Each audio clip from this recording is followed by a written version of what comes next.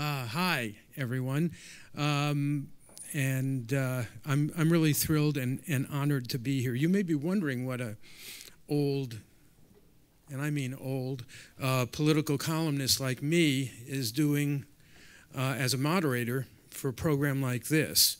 Well, I wouldn't be here if I hadn't been over there, if I hadn't embedded in Iraq and Afghanistan and watched these people do what they did there. I mean, you just saw 5 inspirational, excellent citizens of the United States. And they all talked about the future.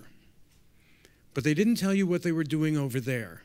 And as Chris said at the very beginning, that's something that we civilians need to ask them. I started embedding after I spent some time learning about counterinsurgency warfare with General Petraeus and his team, who happened to be the most intellectually rigorous group of people that I'd ever met. And once General Petraeus took over in Iraq, I felt the need to go there. I broke a written agreement with my wife that I did in a drunken frenzy in Nicaragua after I had done something really stupid. But once I got over there and I started seeing what they were doing, I was amazingly impressed. In particular, I went back several times to a town called Sharie, which is just west of the city of Kandahar. When I first went there, it was 80% Taliban controlled, the region around it. And I watched a young captain from the 4th Infantry Division named Jeremiah Ellis and his first sergeant named Jack Robinson. He was from Oklahoma. And I watched them send out their troops to crowdsource the town, to ask the people, the residents of the town, what sort of public works they wanted to have built. People of the town wanted the American troops. They were wary at first, obviously, because if you were seen talking to Americans, the chances were you might get a night letter from the Taliban, or you might wind up hanging from a lamppost, as 4 people in the next town over just had been. But eventually they began to talk, and they talked about how they really wanted to reopen the school that the Canadians had built and the Taliban had closed and booby-trapped. So Captain Ellis's job was just beginning at this point. He had to take that idea to the local town council, to the local shura. And for those of you who have served in Afghanistan, you understand that the local shuras are not the most honest governing bodies on the face of the planet. And in fact, in this case, and as in many other cases, what they really wanted us to spend our public works money on was to build a new canal out to the area where the local warlord had land, and also the local police chief, so that they could grow more poppies out there. And Captain Ellis was willing to negotiate because it might provide jobs, but then he found out that the local warlord had made a deal with the Taliban to give him 50% of the profits off the poppies and half the wages that we would be paying the local workers. So back to the school. He had to get approvals for the school through 6 different bureaucracies, 3 on our side, 3 on the Afghan side. And he managed to do that. And one day I was out on patrol with Captain Ellis, and we went to a house, a compound, that he wanted to use as a overview site the night before he was to go in and reopen the school, just to make sure that the Taliban weren't coming in that night and setting up more booby traps or preparing an ambush. And he talked to the guy who owned the house, who was a local landowner. And I remember we walked in, and he sat down, he took off his helmet, he put his rifle off to the side. The body language was absolutely perfect. It was unthreatening, it was respectful. He really knew how to talk to this guy. And I had this epiphany, which was, if Jeremiah Ellis can do this over here under fire, and we were being mortared pretty frequently, and there were IEDs If Jeremiah Ellis could do this over here under fire, he could come back to Iowa and run for governor. And in fact, I came to the conclusion that this generation of troops had been trained in a different way from other American military forces. And it was a way that pointed them in the direction of entrepreneurialism on one hand and public service on the other hand. So, you know, Tony, I appreciate what you said about being a little bit uncomfortable when people say, thank you for your service. But and in a lot of cases, it's become kind of a joke among people I know who are veterans, because it's thank you for your service, but I'm not so sure I want to hire you because I'm afraid you're going to shoot up the office. So here's what I say, and it comes from Eric Greitens, the founder of The Mission Continues. I say to veterans, thank you for your service. We still need you. So come on up, guys, let's talk about it.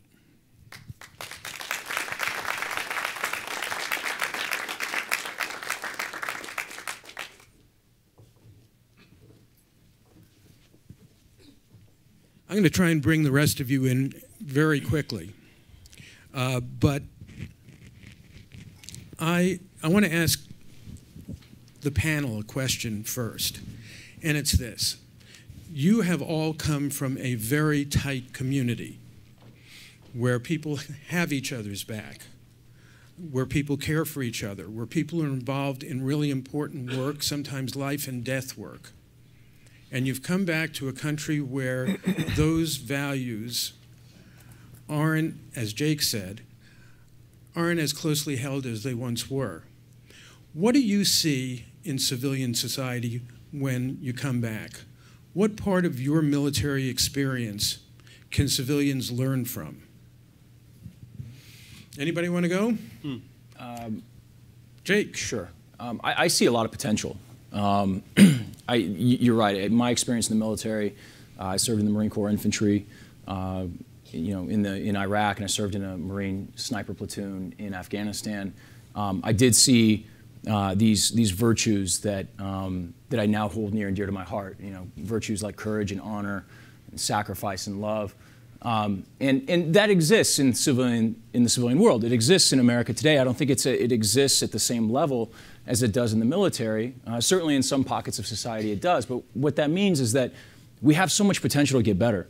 We're still a great nation. We still are, leading the world into this next century. But we can do so much better, and we have an opportunity to help us get better by, I think, bringing some of those virtues back with us out of the military. Yeah, I don't disagree. I think, though, that we have to be careful to think that, or to say that values in the military aren't the values of our society. They are, because we're Americans, and we went into the military with those values. Now, the concentration, basically, of those attributes are very important in periods of conflict, because under stress and engagements, those values really build teamwork, respect for others, courage, those sorts of attributes that are important to getting our mission done. But we are Americans at the end of the day, and we have been brought up here to embrace those values and then rely upon them in periods of conflict. I think that's absolutely right, and I think you sort of see these values concentrated in the military, and they really come out in those tough situations. But I sort of alluded to it in my talk. That cross-country cycling trip, it took about 67 days. There were 30 of us, 30 young people. That was the closest experience I'd ever had to my experience as a platoon leader in Iraq. The same, having one another's back. We were all focused on a mission. We're going from one side of the country to the other. It's going to be physically demanding. It's going to be physically taxing. It's going to be dangerous at times. And those exact same values that I saw sort of start to form organically in a platoon in combat were also very true with the folks who I was volunteering with, who were all college students, in the civilian world. So those attributes are present amongst those who serve, and that's really exciting to me. Mm-hmm. I would say just the dedication to the mission. In the field of education at my high school, there's ninth graders that currently read at a 3rd or 4th grade level right now. And in the military, I was taught you find a way to accomplish the mission. Failure is not an option. And so in the field of education right now, we need to really figure out how to make sure that dedication to the mission, not accepting failure, to get these students and change their life trajectory as possible. Well, one of the things, I employ mostly veterans, so I kind of get around all this a little bit. So, the infectiousness of can-do. You know, I worked around the Seabees a lot, and the Seabees, you know, they say can-do, and that's a very optimistic statement that you make. And when you take that back into the civilian sector and you say, we can do this, you hear a lot less why nots. You know, why can't we do this? We can do this, because that's the way we were in the military. We never gave an excuse on why something could not be done. So especially when you're in my line of work, you have to have that kind of can-do spirit and get other people as enthusiastic about what it is that they do. So. Well, let me push back a little bit. Meanwhile, anybody who has questions, there are 2 microphones that are set up here. I should have said that earlier. If you want to come up and ask something. You've all been very diplomatic. I'm not known for being that diplomatic. And, you know, when I went out with Team Rubicon to Moore, Oklahoma, the thing that I sensed among the incredible veterans who came there to help clean up after the tornadoes last Memorial Day was a kind of relief and a kind of renewed sense of purpose. And, you know, when you talk about the problems of this generation, things like post-traumatic stress, you know, in my mind, a good part of that is moving from this tight community to civilian life, which Natasha Young, who is one of the staff of the Mission Continues, said that she left the Marine Corps and deployed to Camp Couch, where she was the commanding general, and the only responsibility was to stay there. And I think that the contrast, you know, part of the transition problem for a lot of people in the military is going from a life of purpose to a life where you're not asked anything. And, you know, Adam, in the case of, there's a lot of pushback now against organizations like Teach for America among members of the education establishment. There's a lot of pushback against the whole notion of service. And I'm wondering whether you are concerned about this and how you think we can extend. I mean, the other thing that the staff of the Mission Continues calls civilians is the 99%. I mean, who mentioned that veterans represent 1% of this population? My goal is that someday, 15 or 20 years from now, if you go for a significant job interview, one of the questions you're going to be asked, if you want to work at Google, or if you want to work, if you want to get tenure at Harvard, or if you want to run for office, is where did you serve? So do you have ideas about how we can expand this out? I know you welcome civilians in Team Rubicon projects. They organized 10,000 civilians to do Sandy. And by the way, thanks. That's my old neighborhood, Rockaway Beach. It's a nice neighborhood. Yeah, go ahead. It was at the beach. Nobody wants to ask questions. Come on, guys. Go ahead. A response to the Sun Service? I had an interesting experience 2 days ago. I did a TED Talk at TEDx Amsterdam, and really the purpose of the talk was how are we going to challenge these veterans coming home globally with all these 43 nations that contributed troops to Iraq and Afghanistan. Forgetting all the politics behind the wars, now we have this new generation of veterans, and what are we going to do with them to try to make the world better? And that was the focus of the talk. And afterward, I had a lot of people from Amsterdam come up to me and they said, you know, you kept talking about service. It's a foreign concept here. You know, our government takes care of all these things that you're talking about. And I thought to myself, like, well, that's a scary concept for the United States. You know, the idea that we are going to, as citizens, give up our responsibility as neighbors, as citizens to one another. We're gonna give up that responsibility to help each other whether in education, whether in disaster response, whether in raising children, whatever it is, that we're going to give up that responsibility. I think that's part of the problem, is that we don't view this as our responsibility to help ourselves, to help our neighbors. It's not a blow against government or government institutions. That's just simply saying, like, this is our responsibility collectively. It's not a veteran's responsibility, it's a citizen's responsibility to help one another. So how do we get back to that? How do we get back to that ideal? That's what we were founded on. So how do we get back to it? Because we've kind of lost it. Well, I have kind of a different view. I think we have a lot of civilian service opportunities around this country in which our military members can serve. Teach for America is a perfect example, City Year. There are other civilian service organizations. This millennial generation actually serves quite a bit.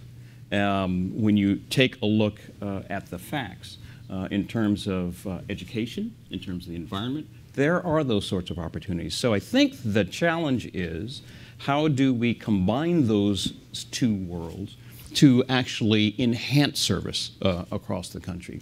70% of our military population lives in the civilian sector. They do not live on installations across the country. They actually live in our communities. So I think there are actually opportunities, basically, if we are much more thoughtful and much more aggressive about kludging the two. But Ron, what about getting more civilians involved? Well, we have to find pathways for civilians to get involved. When I travel across the country, civilians are asking, how do I get involved? So I think a challenge that we have, well, there are those service opportunities that I just talked about, first of all. The second is we're finding more organizations, nonprofit, for-profit, and military, that have now come up in this new world of supporting and empowering our military community that provide those sorts of opportunities too. So they're out there. We just need to ensure we're steering people in the right direction. I would probably add that I think it's really valuable and important to sort of break down some of these not myths about veterans and those who serve. There's so much value when civilians and veterans serve together. I sort of look at, there is a huge need in this world, in this country, for people to continue to serve and volunteer, and it has a big impact. But this sort of selfish side, for me, there really was, it's good for the soul. I think when, I always sort of think of the image of, you sort of think of that aircraft carrier, old time, sort of World War II, and you sort of see the plane take off the deck and it sort of dips and then it comes back up. And I sort of think of leaving military service, you're in that dip, and what makes you come back up or not is, are you serving, are you being engaged, are you finding meaningful opportunities to sort of continue to feel that valuable bond, and like you have purpose again. And so, to the extent that it's possible to break down those barriers, continue to serve together, I think it's ultimately really valuable. Yeah, I think I just use the analogy of like being in a firefight and I'm running out of ammunition and I need more support out there. I don't care who shows up to help, I just need help. I don't care if you're from the Navy, the Air Force, the Marines, I don't care if you're from the Coast Guard. Show up and help. And it's the same thing in education, especially at Teach for America. They're trying to push people in the classrooms to help. Education opportunity gap exists. We need to talk about it. And we're looking for, at my school, TFA Corps members, teachers coming from regular education programs. Whoever's willing to jump in and provide that support, you're on my team. And it's about the mission. It's about getting these kids to where they need to go. Let's not talk about the pushback. Just give us some support. I haven't really experienced that much pushback, but I deal with, well, I come from the volunteer state to begin with. So, but when you go into a classroom, I have found that those kids really do want to get involved. They want to be part of the experience of changing the country. And as a mother and a former military person, I indoctrinated my child to have the social responsibility that it's our world, that we have to fix it together. So I think it's a parental issue as well as it is, I mean, we can't let parents off the hook, but as military people, I'm sure you guys have taught your children the same exact thing. right? So I think it's installing those values in our young people and indoctrinating them kind of like in the classroom. I have not had any kind of a pushback from that at all. It's been nice. One quick follow-up, it is a world also, I would say, of social media. So we do talk about our parents, but our kids connect in much more powerful ways, and their connections are much more broad. So I think, connecting basically with our young generation around these sort of service opportunities is essential, because they're empowered basically to connect among themselves and spread the word. They do. Good morning. Thank you guys for Morning. your service. My name is Wayne Robinson. I've spent a number of years in the military. I'm with Student Veterans of America. And can you talk a little bit about the level of responsibility that we've placed on these young 18, 19-year-olds to not just do as has been in a number of wars, but these guys have to be able to think and make decisions on the ground. And it always surprised me and amazed me at being able to come 2 years removed from high school, and they're operating in theater and making decisions. And I think the average person may not realize that. Can you guys touch on that? Thanks. Were all of you officers? I was. You were enlisted as well? So I was enlisted after getting a college education. So I was serving alongside the 18-year-old men in my situation. And you're absolutely right, sir. It's a different war, and because of the counterinsurgency principles that we enacted in 2007 in Iraq and later in Afghanistan, we had to rely on our NCOs more and more. In my talk, when I asked where are we going to find this leadership, I didn't say we're going to go find the lieutenants and the captains that got out, although obviously they're tremendous leaders. It's the NCOs that I talked about. It's the 22-year-old, 23-year-old that was a corporal or a sergeant in Iraq that led 10, 12, 13 individuals overseas that I think is really that backbone of the military. And they were given such tremendous authority overseas. I mean, I'm sure as captains in combat units, you guys relied on these corporals and sergeants, 21 years old, to make life and death decisions every single day. I would love to hear your guys' perspective on it, because you were the ones giving guys like me orders, and the buck didn't stop with us; it stopped with you. But you were willing to give us that opportunity to try and fail. Yeah. I think I would simply echo that, and I think that's absolutely right. And I think that's one of those pieces that we sort of make this case that veterans can be real assets in the workplace, and it goes really back to that point. I had young 20-something-year-olds who were sergeants in the military who were responsible for millions of dollars of equipment, tight, precise schedules, in the absolute worst conditions. And it's sort of just, there really is this Boilermaker that creates these very good leaders who I think you'll be and incredibly excited to employ and engage, and you'll be really excited to see the results. Yeah, I would add a number of things. Unit cohesion is first. You find that at first-in-class organizations. Imagine here at Google, it's the same thing, where you develop trust and confidence, basically, among those in your unit or your organization. The second, and I think it's a very important point for America, is our diversity. The fact that we are such a diverse country, bringing together young people in the military, for example, at a very early age to deal with, accept, and value diversity. That's key in terms of how our military operates, and as a result, how veterans then move into organizations and are able to value and leverage diversity to make those organizations better. It's something you find in the military as well. One thing I would add to that is that at the end of his time in the Army, I interviewed General Petraeus. It was his last interview, and I asked him what he was proudest of. And it wasn't stuff that he did downrange. It was the retraining of the United States Army, which was a major revolution. I mean, we don't see government agencies changed in the way that the Army changed itself The Marines were already there, right, Jake?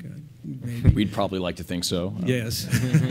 But what he said was that the purpose of the training was to equip our warriors with the ability to make moral decisions under pressure on the basis of incomplete information. Mm-hmm. Now, if you're an employer out there, that's a pretty good quality to have in an employee. I've talked to Brian Stan, who is a Marine captain, who is an ultimate fighter, middleweight, and runs an employment agency for veterans in Atlanta. And he tells employers there is no decision that you can ask them to make that will be harder than the decisions that they've already made. There is no pressure situation that you can put them in that will be greater than the pressures they've already experienced. Next question. Hi, Sean So. I'm here with Forbes Online. I'm also an 8-year veteran in the Army Reserves, and also, disclosure, I'm a member of Team Rubicon here in New York. But this is not about Team Rubicon. I write a lot about Forbes and the disconnect I think veterans feel between the opportunities that we're presented with for job opportunities and also what we feel that we can provide companies when we work for them. There's a frustration that I see where veterans are being told that they have the skills necessary to help transition these companies and to be better organizations and the leadership skills. But what I find is there are leaders within companies, when they hire them, the motivation that we all have wanting to make change and make a difference sort of gets slowed down, puts back into first gear, and there's a disconnect between the expectations of what we think we can bring and what corporations think they can develop within veterans. So my question is how can you sort of address these concerns of this disconnect between the corporate expectations of an employee and what veterans want to bring to the table and sort of the morale issue that really faces them? Yeah, we need to continue to educate both our corporate and other sectors about both the advantages of hiring veterans and some of the support agencies and activities that we have available for them. And as a result, I think that key knowledge will set expectations in the right way. I will also say that it's important to effectively transition our veterans out of the active duty to make sure we've got the kind of services and training and education and systems, especially human systems of support, available, so those expectations are also set. So we have commensurate expectations, both with the veterans moving into different sectors and also the expectation of those sectors' leadership in what to expect. Yeah, I agree. Every sergeant started a private, and they have to remember that. No matter how talented they were when they joined the Army or the Navy or the Marine Corps, they were a private first. They had to learn how to follow before the Army let them lead. It's the same thing in the civilian world. You're not going to sidestep out of a squad leader billet and straight into the exact opportunity that you're looking for in the civilian sector. If you do, you're lucky. Chances are, though, they want to see you prove something. And so you have to prove that followership before you prove that leadership. And you have to make that impact from below before you can really start to make it from above. I think that that's maybe the expectation management that you're talking about. Yeah. But I think that veterans need to understand that. They should. They were a private before they were a sergeant. Or you can start your own business. Yeah, you can. Good point. And that's a very important point that you just make. This is why oftentimes even veterans will look at skill sets, for example, that they've accrued in the military and think, well, I've got to do something in line with that. No. If you want to be an artist, that's fine. Mm-hmm. I mean, it is a chance for a new beginning as well. So I think it's a very important point that you make. You can seek opportunities with this wellspring, I think, of new skills. And veteranpreneurs are probably the fastest growing entrepreneurial group. But there's one specific area where we could do a lot better as a society, and maybe the general would want to comment on this afterwards. The transition of skilled members of the military into the civilian workforce is unnecessarily complicated. Because of the need for licensing and credentialing. Yep. If you were driving convoys or driving MRAPs and dodging IEDs in Afghanistan, and you want to become a truck driver in Ohio, it takes 6 months and $10,000. That's ridiculous. I imagine that anybody who ever drove an MRAP can handle I-80. Also, you know, we're like 70,000 welders in this country. There is a jobs mismatch. A lot of those people in the military, what I would really like to see is the military set up a system of credentialing and licensing that the states would then have to accept. Okay, next question. Good morning. I'm Edward Schrank from Fifth Third Bank and the Veteran Leaders Program. I wanted to thank you for contributing your time to this panel. In 1980, 59% of the CEOs of large publicly traded companies had a military background. In 2009, it's 8%. And I wanted to get your insights on what you think will be the critical variable for this generation of veterans that will differentiate whether or not we're going to become part of the next great generation of leaders or not.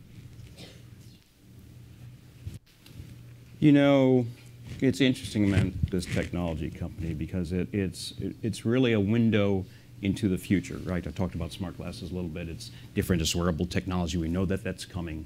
But what's interesting then are the kind of secondary and tertiary opportunities and businesses that will evolve from that.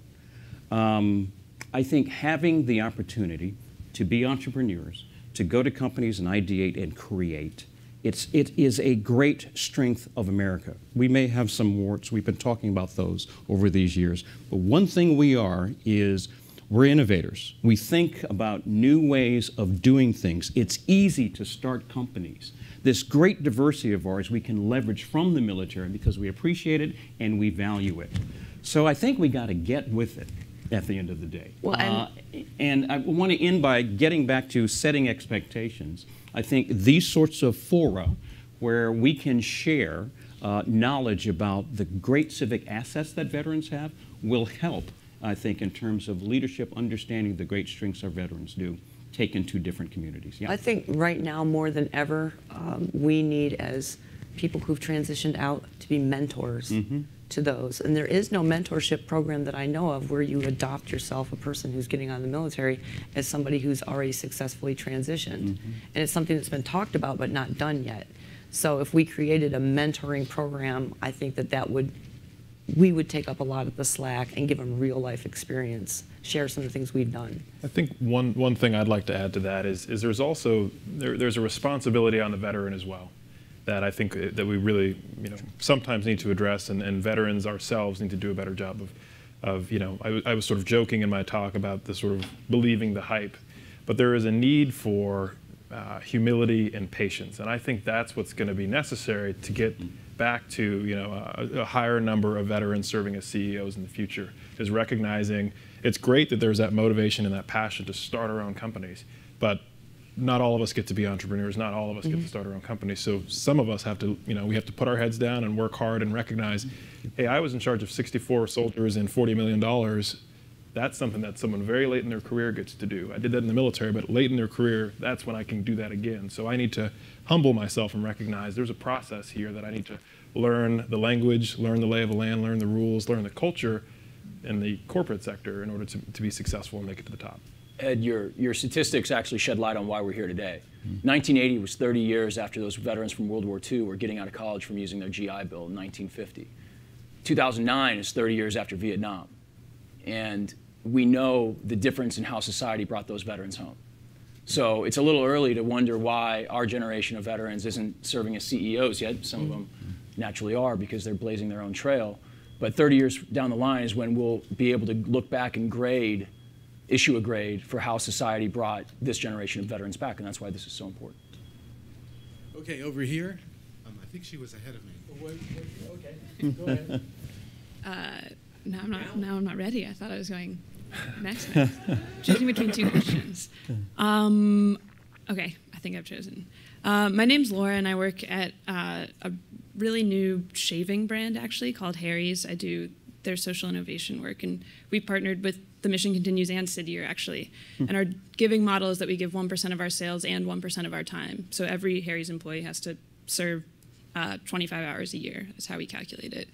So I'm going to be in charge of measuring our impact. And when it comes to measuring service, I feel like the traditional measure and metric is hours, which you can then calculate into sort of dollars. But I feel like there are a lot of other benefits to service. And I'm wondering if you could articulate those other benefits and give your guess at how to measure them. Yeah, this is kind of for you, Tony.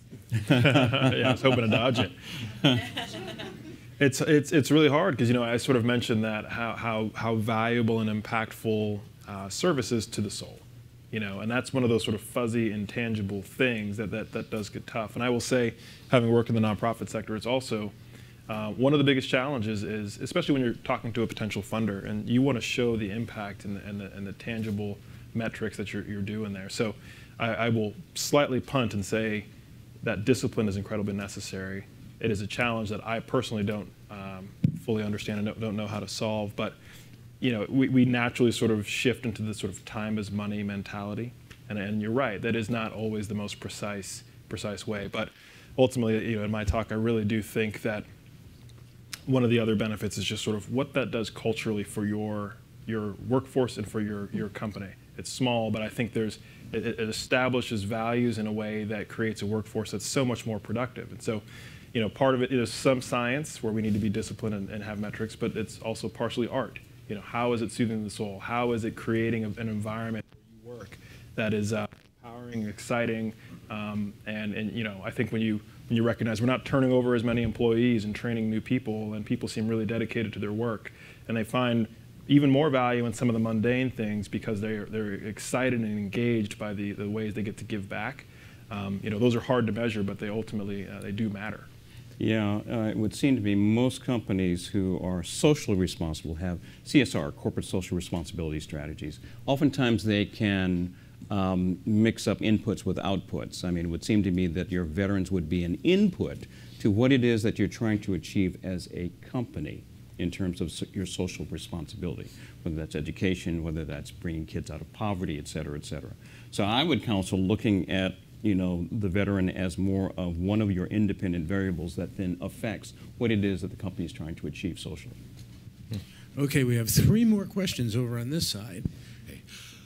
Craig Newmark, I do customer service for a website, but more importantly, at the VA Center for Innovation, I'm now recently in their Entrepreneur in Residence program. Although in the spirit of truth in packaging, I insist that my title is a nerd in residence. Sounds like a joke, isn't? Right now, allegedly, there's now 46,000 organizations that are supposed to be helping out vets and MILFAMs. There's a few directories that are trying to get some traction, helping people find help from a nonprofit or whatever in their area. I hear that none of them have gained traction. There's glimmers of hope for the National Resource Directory, the new version. Has anyone heard of anything actually proving useful?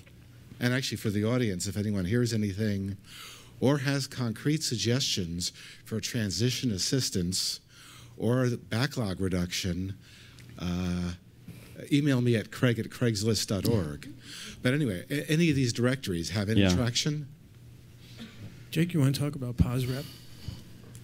Sure. I suffered a tragedy that's all too common in the military 2.5 years ago. My sniper partner committed suicide in Houston, Texas, and when we were at his memorial service down there, we discovered that there were 3 Marines that lived within 10 miles of him that none of them knew that the other was around, and so there was this peer support network that was there that just hadn't been discovered yet. So I wrote a business plan for a company that I then founded and somebody else runs called POSREP, and the idea is that we can create a mobile proximity-based social network for the veteran community. It's putting Facebook in the palm of your hand. It's only on mobile, and it only allows you to discover the veterans that are actually near you, not necessarily the ones that you knew, the ones that you don't know that are near you and that you can connect with, that can recreate that new peer network. And the next iteration of what we're trying to do, Craig, is use that same technology, this social discovery, this local discovery, to connect veterans with resources that are actually around them, that are actually relevant. So if we can get information from their profile that says that they are looking for a job or they're looking to use their GI Bill benefits, If you're in Omaha, Nebraska, you don't need to know about the mental health counseling in Los Angeles or what UCLA is offering veterans for education. You need to know what the University of Nebraska Omaha is doing and where the certifying official is for your post 9/11 GI Bill benefits. It's all local, and that's what we're trying to do. Yeah, I think in addition, I had the privilege of overseeing our military community for 2 years, and what I came to know was the difficulty at how we outreach to our veterans once they're back in those communities. We are a system of American federalism after all. We have 50 states. So it's a real partnership. And to tell you the truth, we still need a lot of work with this respect. But it really is a partnership, I think a multi-level partnership. And it crosses our sectors, but it also crosses our levels of government to be able to effectively reach out and connect with our veterans and support and care for their needs. So I'm glad you've started that. We need more of that, but then it's about that collaboration, I think, at those different levels. Imagine a veteran walking around Omaha with glasses and he just sees other veterans all around him. Actually, yes. Let's talk.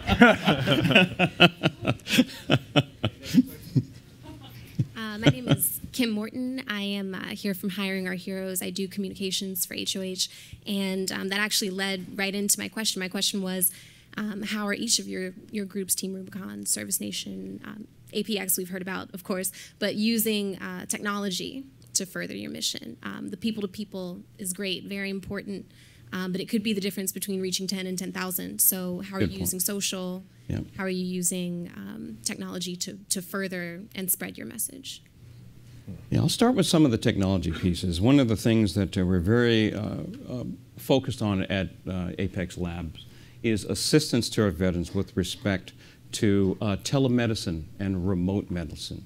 A perfect example is what you can do with smart glasses that you put on medical personnel, like let's say doctors and nurses, that are able to connect in real time regardless of distance, basically, with veterans who are in need. So you can employ human to human and human to machine to human new technologies in very, very powerful ways because they're real time, and you can then transmit problems and issues associated with not only veterans but others that you can work on more immediately. So we're working on those sorts of real-time technologies now. I think will be very important.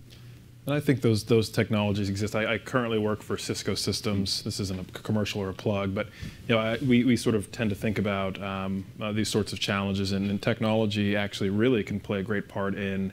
I think about sort of military spouses who are a disparate group of folks who are all over the country. And you can think about some of these really powerful collaborative technologies that Google is creating or Cisco is creating or Microsoft is creating to allow them to engage in meaningful work from wherever they are. And so I think those aspects are exciting for veterans and military spouses as well. Hello. My name is Lindsay Melky. I'm an Army veteran.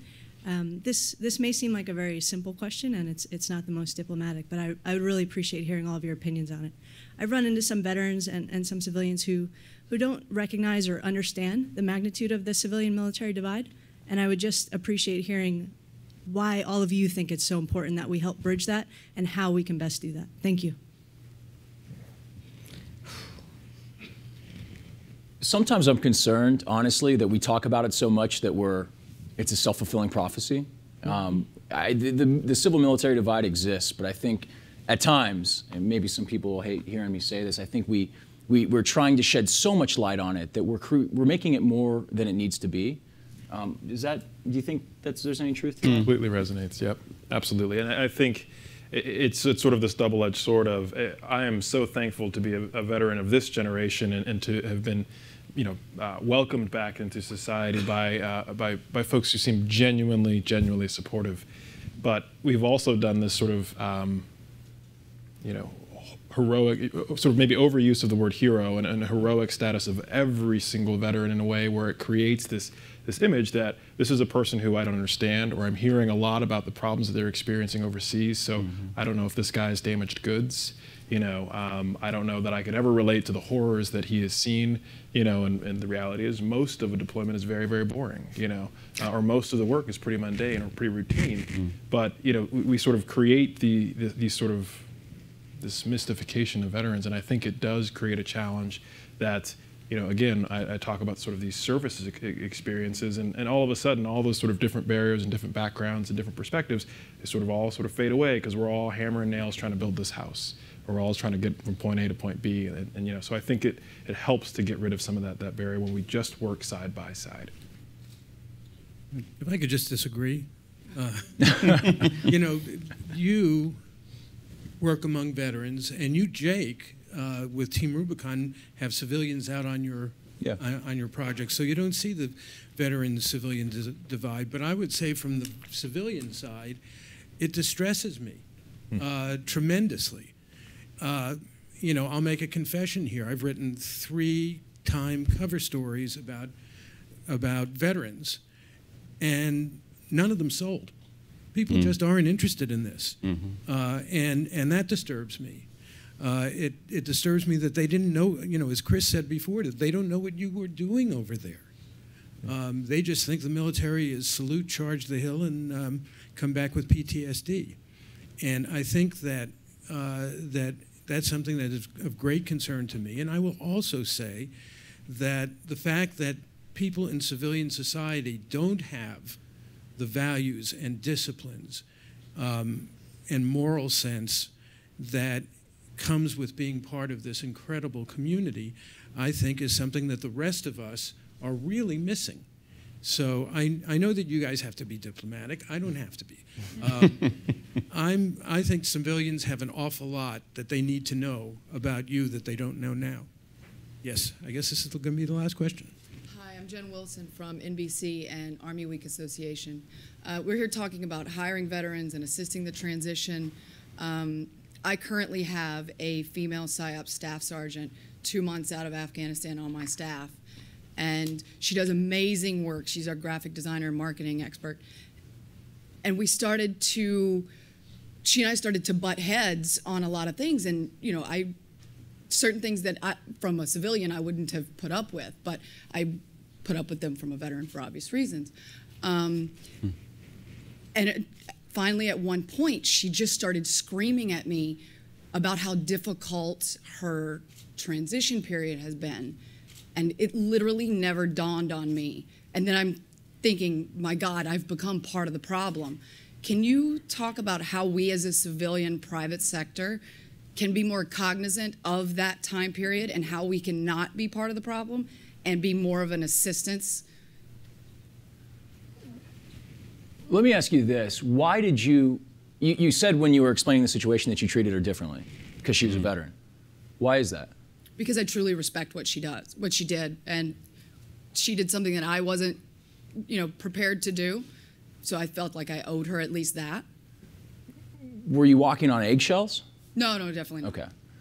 I mean, I guess, I don't know. I mean, everybody's situation is so unique. Yeah. I don't know that I've ever met somebody from a PSYOPs unit. I know exactly what they do, but I'm not sure I know anybody from a PSYOPs unit, so I can't relate to what her experience would have been. I'm not sure I can shed any light onto that situation, or even more broadly. I don't know if any of you guys can. I think, I don't want to sort of end on a negative note, but this was what I experienced when I came back from my first deployment. There was this sort of feeling of, I don't want to hear about, in today's context, I don't want to hear about what the Kardashians, I don't want to hear about Miley Cyrus, you sort of start to see there's so many trivial things out there, and I was just doing this really challenging, epic sort of thing, and now I come back and nobody cares about it. Maybe a figure scrolls across the bottom of the news while they're talking about infotainment, and so there's sort of that challenge, and I don't have an answer to it, but I will say it does exist, and it is tough, and it is part of that, and it just took time. So, I agree, you want to avoid walking on eggshells around your veterans. You don't want to think of them as damaged goods, but there is some value in giving a little time and space, because it probably did take me about 6 months to stop scanning the side of the road when I drive down the street, and to not be so angry if someone cut me off. It does take a little bit of time to relax again. So, Well, I work with a sister company, New Wind, that is completely civilian, and then there's my side of the house, which is more military-oriented. But the way it's set up where I am is that I'm kind of the ombudsman to those military people that come in, and if there's any difficulties that they're having in their transition, usually my new Wind partner, Stuart, will come to me and talk to me about, is this an issue because the person's a veteran or whatever, and then I can use my judgment as former military and also as a civilian business owner and act as the ombudsman. And I think that maybe if your companies are truly interested in hiring veterans, understand that there are going to be differences.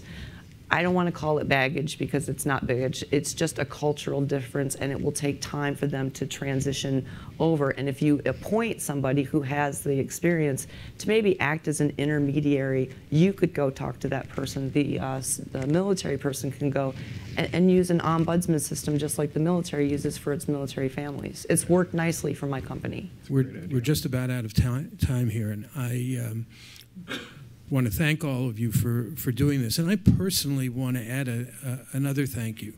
Being downrange with you and now being back home with you has been the greatest privilege of my 45 years as a journalist. You've taught me an awful lot about leadership and about good spirits and about getting things done. And I'm going to close with a challenge to you guys. Do what Tony did. Run for office. I mean, we really need people who can get things done. Thanks so much. You've been a great audience. Thank you.